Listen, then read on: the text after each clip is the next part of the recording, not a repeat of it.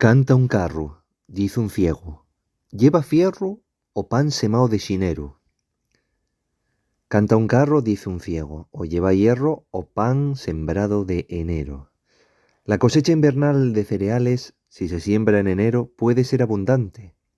El carro tradicional, de manera, rechina sus ruedas, especialmente si va muy cargado.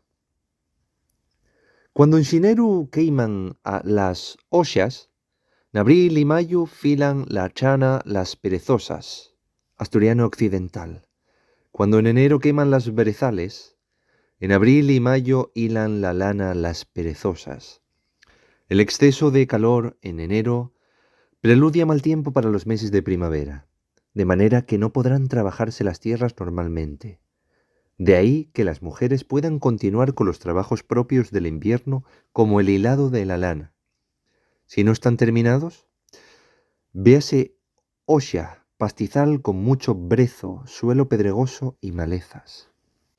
El diccionario de la Nueva España lo define como pastizal común, de mucho brezo, suelo pedregoso y pocas hierbas, carva de escasa calidad por abundancia de argoma y gorbizo, y un gorgojo pequeño, de patas diminutas que al tocarlo se hace una bola.